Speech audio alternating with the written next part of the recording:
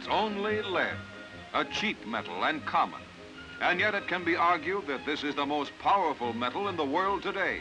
After it passes through these machines, it wields an immeasurable influence on the minds of men. For here, frozen solidly into type, is a pulse beat from the world of events. It is the living stuff from which the nation's press is made.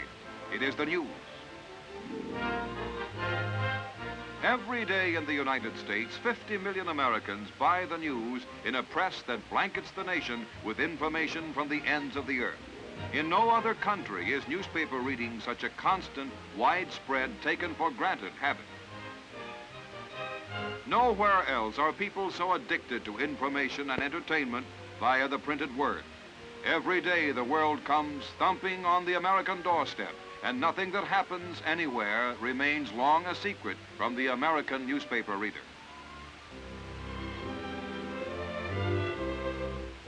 It comes to us pretty casually, the daily paper. But behind its arrival on your doorstep is one of journalism's major stories, how it got there. A great journal goes through a complex chain of operations before it's ready to tell you what it knows. There's the paper it's printed on, for instance. Whole forests must be felled to bring you tomorrow's headlines.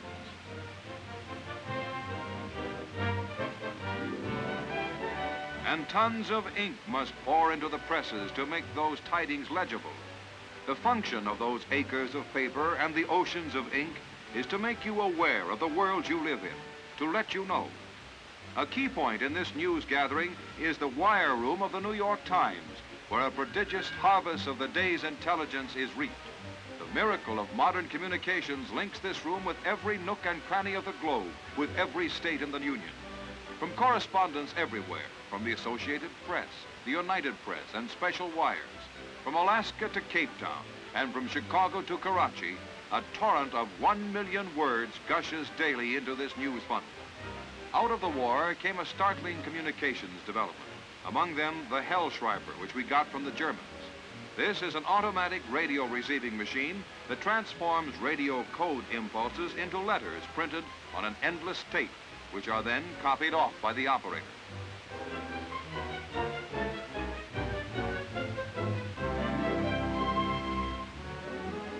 But men, not gadgets, make a great newspaper.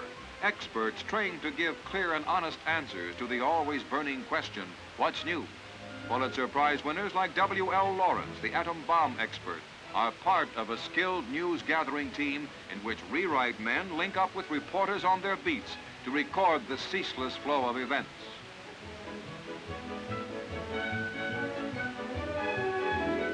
This might be called the home team of the Times. The men of the local staff whose reports on the swarming life of the metropolis supplement the dispatches of colleagues across the country and overseas.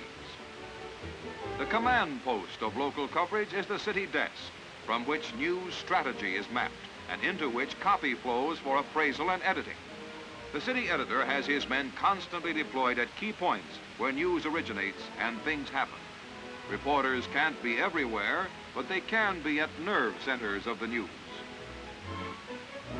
Such a nerve center is police headquarters, where seasoned reporters stand watch day and night to detect those fluctuations from the normal which mean trouble, which in turn mean news, police news.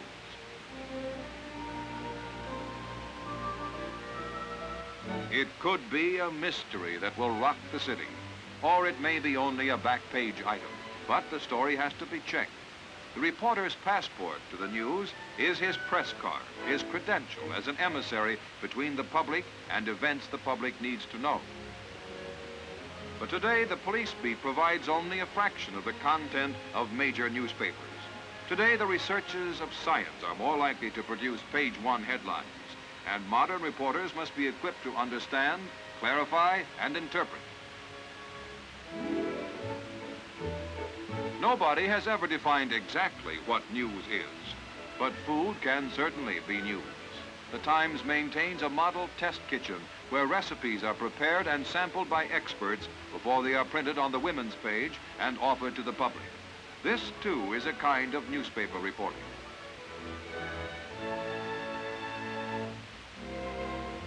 And this also is modern journalism. Many a housewife turns to the fashion section of the paper before scanning the front page. The Times caters to the feminine reader not only with its own kitchen, but with its own fashion studios. Coverage of gracious living is an integral part of any paper that fully documents the American scene.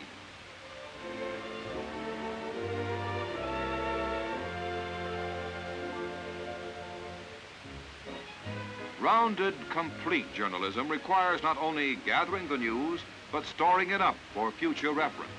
What happened years ago may have a bearing on what happens tomorrow. Millions of clippings are preserved in the Times library, all indexed for instant use, a priceless archive of events and the men who make them.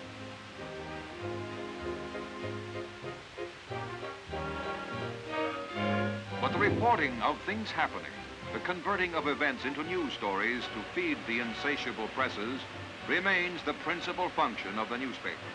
And today, every major event has its repercussion in Washington, which has become the news capital of the world. Here, the New York Times maintains the largest bureau of any newspaper, staffed by crack correspondents whose dispatches are read throughout America and studied in embassies abroad.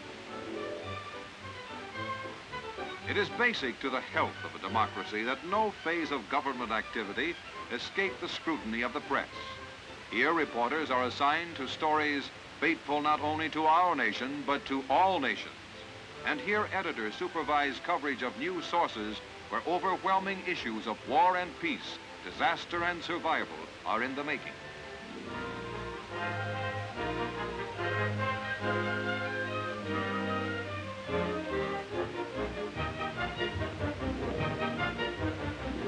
In the Congressional Press Gallery, reporters sit as proxies of the people, free to observe, record, and criticize. Congress, says the First Amendment, shall pass no law abridging the freedom of the press, and the chief executive himself throws open the doors of the White House to journalists representing papers of all shades of political opinion.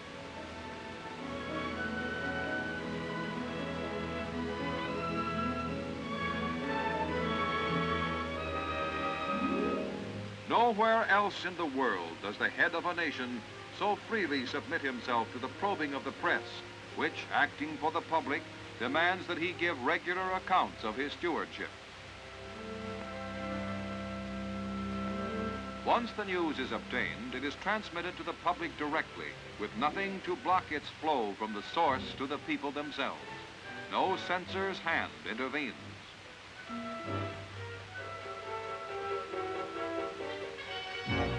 When the reporting is done, the editing begins. Copy readers scrupulously check all stories, alert for possible error, skilled in gauging news values. The story receives its finishing touch with the writing of the headline.